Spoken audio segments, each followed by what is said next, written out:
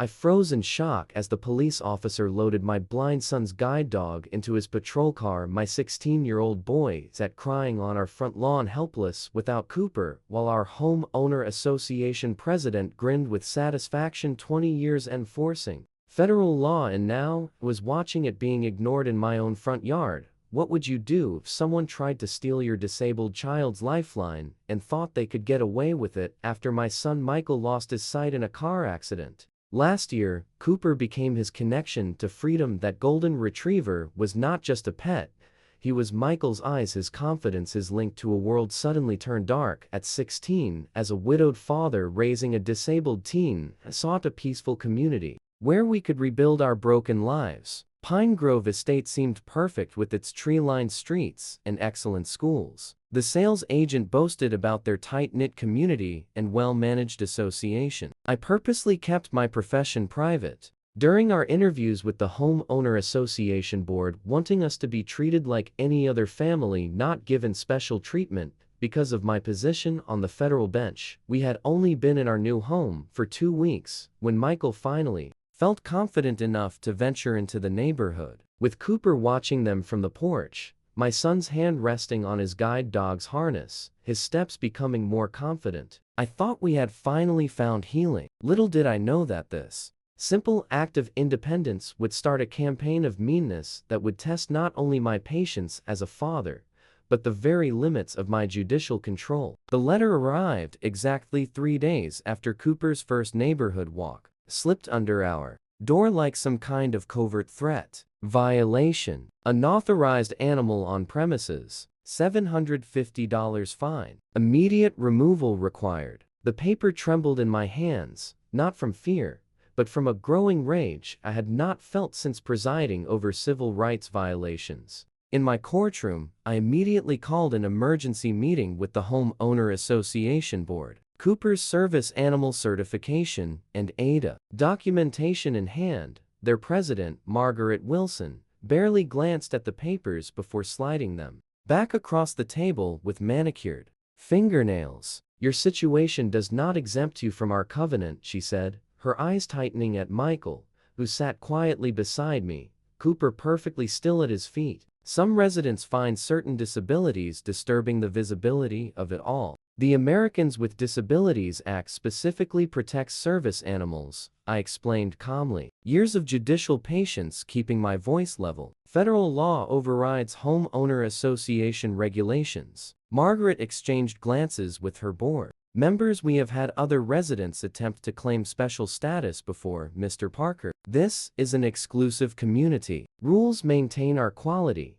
that is Judge Parker, corrected one of the board members quietly, recognition spreading on his face. Margaret's eyebrow lifted slightly. Your profession does not grant exemptions here. This is not your courtroom. She leaned forward, softening her voice. Besides, there are plenty of appropriate communities for people with special needs. Perhaps Pine Grove is not the right fit for your situation. As we left, Michael whispered, Dad, why do they dislike Cooper so much? I could not tell him the truth. That Cooper was not the problem. In Margaret's eyes, it was Michael's disability that threatened her perfect community. I placed my hand on his shoulder, making a silent promise that I would not let their bias drive us from our home. What followed was a calculated campaign of threats that would have impressed even the most seasoned prosecutors I had worked alongside. Security cameras suddenly installed faced our home. Neighbors suddenly documented our every move.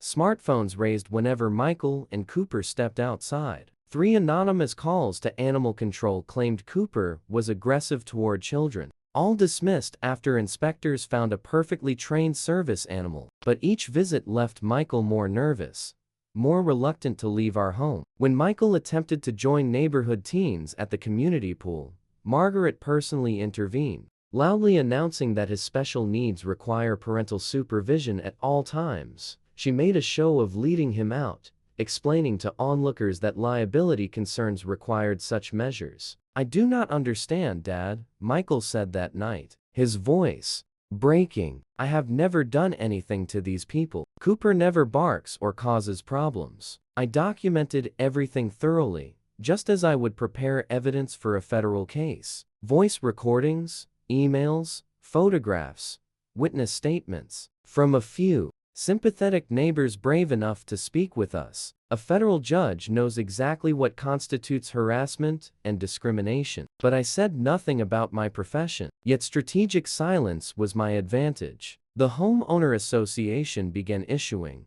new emergency regulations targeting us specifically. All animals must be registered with DNA samples. Residents with special accommodations must submit monthly medical verification. Specially trained animals must wear muzzles in common areas. Each violation carried growing fines, now totaling thousands. When I formally contest them, Margaret responded with a letter stating the board finds your constant complaints harmful to community harmony. Further disputes may result in lien proceedings. One evening, I found Michael sitting alone in the darkness, Cooper's head in his lap. They want us gone because I am blind, do not they? He asked quietly. That night, I made 2 calls, one to my clerk to clear my docket for the coming storm, and another to a civil rights attorney friend. Margaret Wilson had no idea what she had set in action. Yesterday began like any ordinary Tuesday. Michael had a mobility training session after school,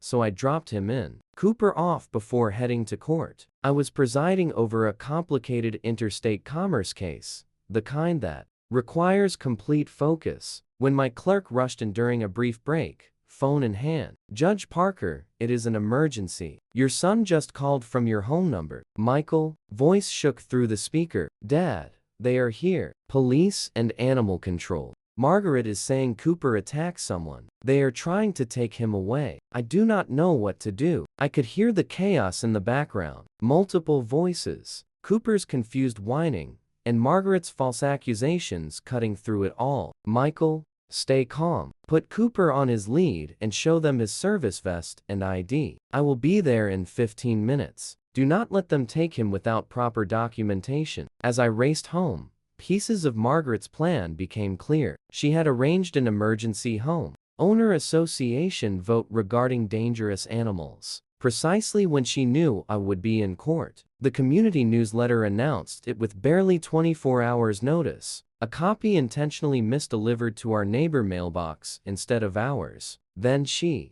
made her checkmate move, calling in police with claims that Cooper had threatened a child during his morning walk. No witnesses, no evidence, just her word against a disabled teenagers. By the time I turned onto our street, a small crowd had gathered. Officer Bryan stood beside his patrol vehicle, its rear door open, Cooper already halfway loaded. Inside, a crying Michael sat disoriented on our front lawn, reaching desperately into empty air, his white cane thrown carelessly aside. Margaret was telling the gathering neighbors, her voice pitched to Carrie. The dog lunged at the Peterson boy. We have had concerns for months. Just because the child is blind does not mean we should risk community safety. Several neighbors agreed in agreement. Michael cried from the ground. That is impossible. Cooper was on my left side the entire time. He never breaks position. He is trained. See how upset the boy gets. Margaret interrupted. This is exactly the kind of unpredictability we are concerned about. I approached slowly,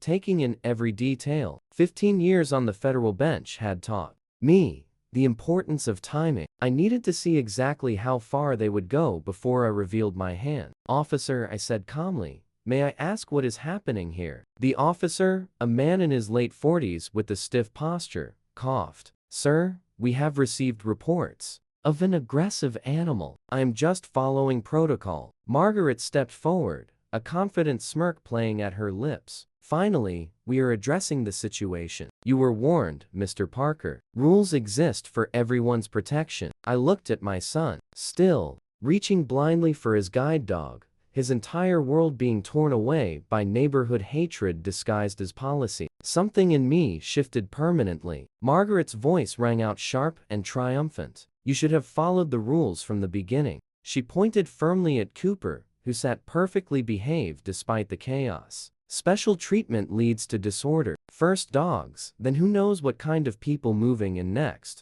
The crowd murmured in agreement. Several neighbors nodded, smartphones capturing The scene officer, Bryant, looked increasingly uncomfortable, but he continued the procedure, checking Cooper's tags and preparing paperwork for animal control. Margaret pressed on, fueling the moment. "There is a process for requesting accommodations," she said, playing to the audience. "You cannot just move in and expect everyone to change for you. This neighborhood has standards." Michael's silent tears as he reached blindly for his missing supporter broke something fundamental inside me. I watched. His fingers grasped empty air where Cooper should have been his security, his independence, taken away by small-minded hatred. Masquerading as community standards. Mrs. Davidson, our elderly neighbor, finally spoke up. "Margaret, this is going too far. The boy needs his dog. Stay out of this, Helen." Margaret snapped. "Your property values are at stake, too. Do you want to live next to?" She caught herself, but the implication hung in the air. This was not about rules or property values. It was about who Margaret deemed acceptable in her perfect community. I took a steady step forward. "Officer," I said, my voice calm but firm, "before you continue, I would like to understand the specific complaint that authorized the capture of a service animal." The officer hesitated. "Sir, I have a report of aggressive behavior toward a minor." "When a service animal displays aggression or ire to, and what evidence supports this claim?" I asked, my tone cold. "Any witnesses besides the complainant? Any history of previous incidents? Any actual contact or injury?" Officer Bryant shifted uncomfortably well. "No physical contact was reported," but he bared his teeth. Mrs. Peterson, the supposed victim's mother, nudged her son forward. "Tell the officer, Tommy." The child, no older than 6, looked up, puzzled. The dog looked at me. Silence fell over the group.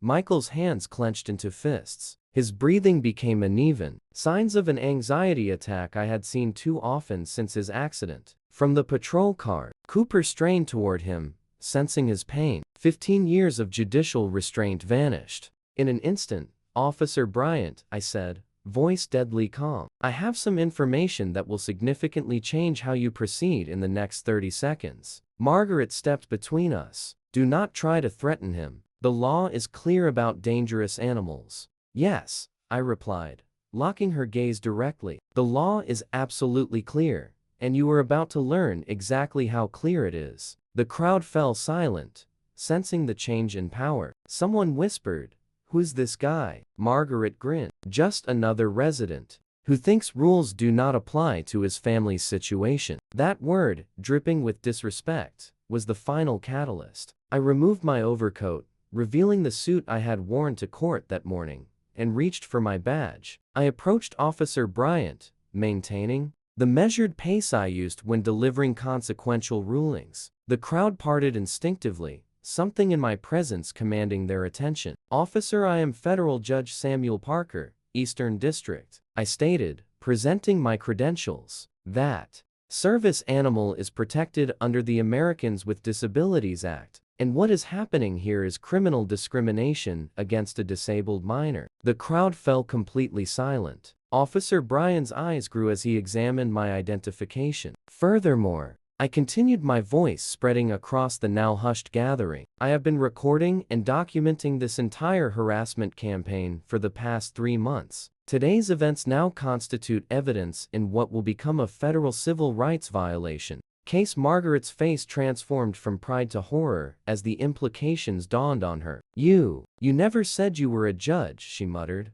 "And you never said you were targeting my son because of his disability," I replied. "Yet here we are." I turned to the neighbors. "For those recording this incident, I encourage you to continue your documenting multiple federal violations, including conspiracy to violate civil rights, discrimination under the ADA, and harassment of a protected individual." Officer Bryant immediately stepped, paled visibly. "Sir, I deeply apologize. This should never have happened." Cooper rushed from the patrol car directly to Michael, pressing against him as my son wrapped his arms around his guide dog, comfort washing over his face. I turned back to Margaret. "Margaret Wilson," I said, my tone judicial, "you deliberately scheduled today's Emergency Home Owner Association meeting during court hours. You faked reports to animal control. You have engaged in targeted discrimination against a disabled minor. Each of these actions carry significant penalties under federal law. Margaret backed away,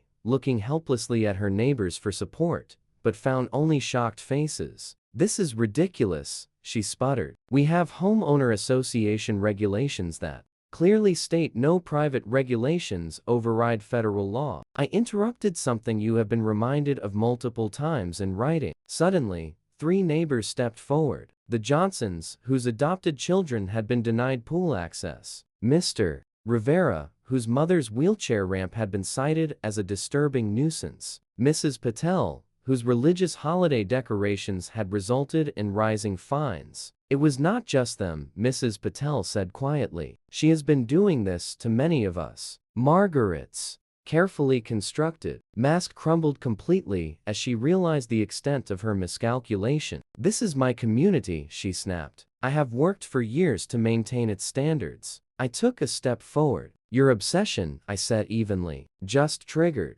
a federal investigation into this entire homeowner association. Everyone involved will be called. I suggest you contact legal counsel immediately." Officer Bryan straightened his training. "Kicking in, sir. I am returning the service animal back to your son immediately." He secured the patrol car door. "I will need to file a corrected report explaining the situation." Margaret opened her mouth to protest, but before she could, her phone buzzed, then buzzed again and again. Her board members, realizing their risk, were calling. The power Margaret had used so harshly for years was disappearing. In minutes, a text message circulated through the neighborhood. "Emergency community meeting, 7:00 p.m. clubhouse." By then, everyone knew exactly who I was and what had happened that night. The emergency community meeting was standing room only. Neighbors, who had avoided eye contact for months, now approached us, some with apologies, some with anger. The clubhouse buzzed with decades of buried grievances. Suddenly, finding a voice, Margaret arrived, flanked by 2 board members. Her confidence recovered, but her authority shattered. She took her position at the podium as if this were any normal homeowner association meeting. Clearing her throat, she spoke. "Today's unfortunate incident has been resolved," she began, her voice clipped. "Officer Bryant misunderstood community protocols regarding animals. We have clarified. That is not true." The officer himself interrupted from the back of the room. "I was explicitly told to remove a dangerous animal. The complaint came directly from you, Miss Wilson." Before Margaret could respond, Mrs. Davidson, our 78-year-old neighbor, stood unsteadily. "For 3 years, I have been penalized for having my grandson visit more than twice a month," she said, her voice trembling with emotion. Margaret said children reduce the community's mature atmosphere. One by one,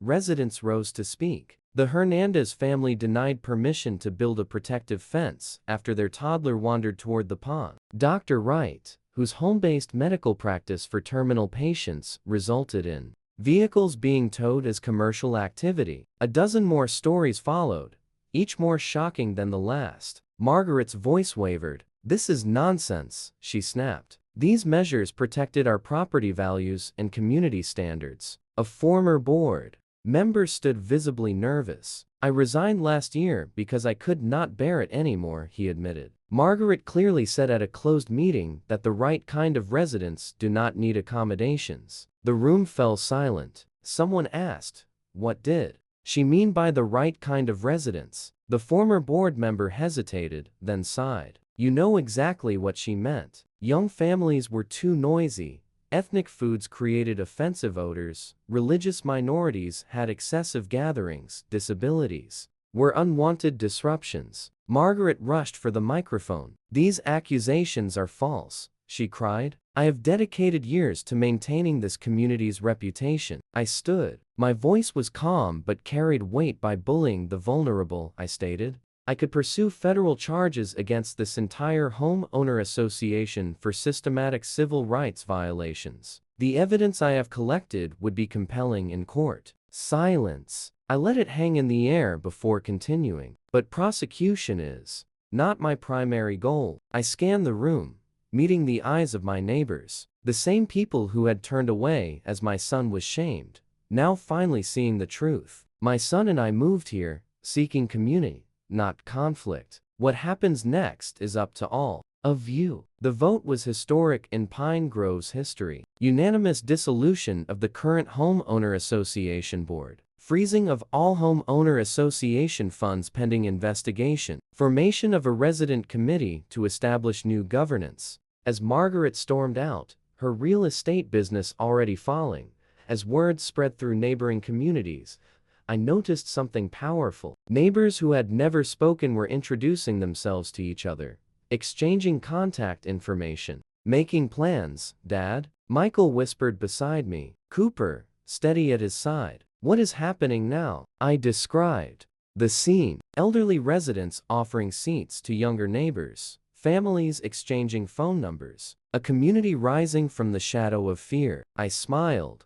I think we are finally meeting our neighbors rather than pursuing maximum penalties. I offered the community a decision, prosecution or reformation. The legal path forward was clear. Multiple federal violations, strong evidence, crippling fines, potential criminal charges for several board members. But Michael reminded me of something I told him after his accident. Justice is not about punishment. It is about healing. Led by residents who had stood with us that turning day, Pine Grove began its remarkable transformation. A varied governance committee drafted new bylaws with transparency and inclusion as core principles. Every regulation was reviewed through the lens of one simple question: does this serve all residents or only some? The clubhouse, once reserved exclusively for approved gatherings, became a true community center. Senior residents who had been isolated found friendship. Families with special needs, previously unwelcome, formed support networks. Cultural celebrations, once deemed disruptive, became neighborhood-wide events celebrating our diversity. Michael, finding unexpected purpose in his experience, established a youth advocacy program. Teenagers who had witnessed his mistreatment now learned from him about disability rights, about community responsibility. Under his guidance, they developed an accessibility project, later adopted by neighborhoods across the county. Cooper, once branded a threat, became the neighborhood's beloved symbol. Children who had been taught to fear him now learned proper interaction with service animals. His daily rounds with Michael became a welcome sight rather than a cause for suspicion. The most meaningful change came in unexpected ways. Mr. Chun, previously fined for his excessive gardening, now taught community classes in his spectacular backyard. Mrs. Rivera's mother, once unwelcome due to her wheelchair, became the beloved organizer of neighborhood history projects. The Johnsons' adopted children formed a multicultural youth committee organizing Pine Grove's first community festival. Margaret's former allies approached me privately, one by one, with confessions and regret. Many had simply feared becoming targets themselves. Others had never realized the extent of the discrimination. All expressed the same feeling. We did not know how to stop it. 6 months after that confrontation on our lawn, I stood on my porch watching something I never thought I would see. Michael and Cooper leading a community walk promoting disability awareness. Dozens of neighbors, many who had witnessed his suffering that day, now walked beside him, listening attentively, watching as he navigated with certainty. Mrs. Davidson, joining me on the porch, smiled. "Your Honor," she said, "I never thought I would live to see Pine Grove become a real community." I smiled. "Please, it is just Sam now." She shook her head. "Not to us." She looked at the scene unfolding before us. "You reminded us that justice is not just something that happens in courtrooms. Sometimes it happens right where we live. When power is abused, it is not enough to simply punish the offenders. True justice creates something greater from the wreckage." That day could have ended with federal charges, lawsuits, and a community torn apart. Instead, it became the spark for transformation. Today, Pine Grove Estate stands as evidence that confronting Bias does not just protect the vulnerable, it frees everyone. Neighbors who once avoided eye contact now greet each other by name. The community that Margaret claimed to protect through separation has flourished through inclusion. And as for Margaret, last I heard she was facing multiple civil suits, mandatory awareness training, her real estate license suspended pending investigation into discriminatory practices. The final twist: property values in Pine Grove have increased significantly since our inclusive community model received regional recognition. Michael recently told me something deep. Dad, losing my sight taught me that we do not always get to choose our battles, but we do choose how they change us. My son's courage in the face of hatred changed not just him, but an entire community. Remember, those who misuse authority against the vulnerable never anticipate the day when true power shows itself. The power of justice, the power of kindness, the power of a community standing is one